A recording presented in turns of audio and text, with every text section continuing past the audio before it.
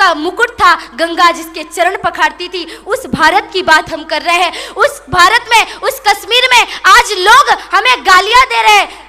मैं एक बात कहूँ, मुसलमान के सामने आप उसके धर्म को गाली दे दो, भले वो नमाज ना अदा करता हो, भले वो अल्लाह ताला को ना मानता हो, लेकिन अगर मुसलमान के सामने उसके धर्म को गाली दोगे तो वो कभी चुप नहीं रहेगा। ईसाई के सामने उसके धर्म की आलोचना करोगे तो वो चुप नहीं रहेगा।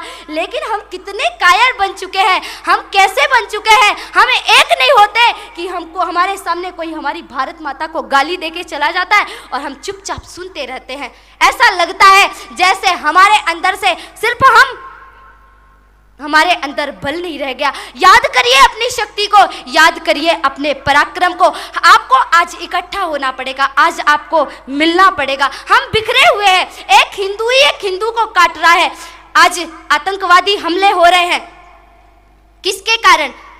मुसलमान, ईसाई, मैं किसी का नाम नहीं लेना चाहती, आप सब जानते हैं कि इन आतंकवादी हमलों के पीछे कौन है। लेकिन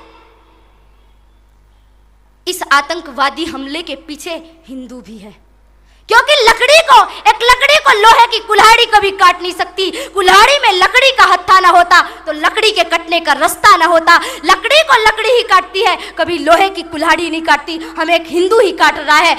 हमारे देश के नेता अपने वोटों के लिए, नोटों के लिए लड़ रहे। आज मैं यहाँ पे आप लोगों के सामने आई हूँ, मुझे सत्ता का लोभ नहीं, मुझे नोटों का लोभ नहीं, वोट का लोभ नहीं, मुझे किसी का भी लोभ नहीं। मुझे राजनीतिक पद, सत्ता, नोट, वोट और सम्मान कुछ भी नहीं चाहिए। मैंने पांचों चीजों का परित्याग कर दिया। मुझे सिर्फ इतना चाहिए कि मेरी आवाज आपकी आवाज बने, मेरी मुख से निकले हुए शब्द आपके शब्द बने। हो गई है पीर पर्वत सी पिघलनी चाहिए, इस हिमालय से कोई गंगा निकलनी चाहिए। सिर्फ हंगामा खड़ा करना मेरा मकसद नहीं, मेरी कोशिश है ये सूरत बदलनी चाहिए। मेरे सीने में न सही, तेरे सीने में सही हो कहीं भी आग, लेकिन आग जलनी चाहिए। आज अपने हृदय की उस ज्वाला को, उस अग्नि को प्रज्वलित करिए। पहचानिए कि हम कौन है, हम किसके वंशज है। जानिए कि हम कौन है।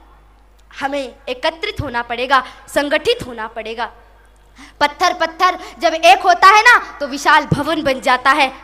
शिक्षक जब एक होकर मिलजुल कर पढ़ाते हैं तो विद्यालय, महाविद्यालय, विश्वविद्यालय बन जाते हैं। सैनिक जब संगठित होते हैं तो एक सुरक्षा बल बन जाता है। प्रांत जब एकत्रित होते हैं तो एक अच्छा राष्ट्र बन जाता है। धागे जब एकत्रित होते हैं तो एक अच्छा कपड़ा बन जाता है। जो धागा खुद निर्वस्त्र था आज वो दूसरों के तन को ढकता है। इसीलिए आज हमें एकत्रित होना पड़ेगा। आज हम बिखरे हुए हैं। हम अपने घर में 56 प्रकार के व्यंजन खाते हैं, डल्लब के गद्दे में सोते हैं, लेकिन हमारे घर में बगल में हमारा एक पड़ोसी भूख से मर रहा है और उसको 50 रुपए की पैरासीटामोल की टेबलेट किसी मिशनरियों ने दे दी, एक मुट्ठी चावल फेंक दिया, वो राइस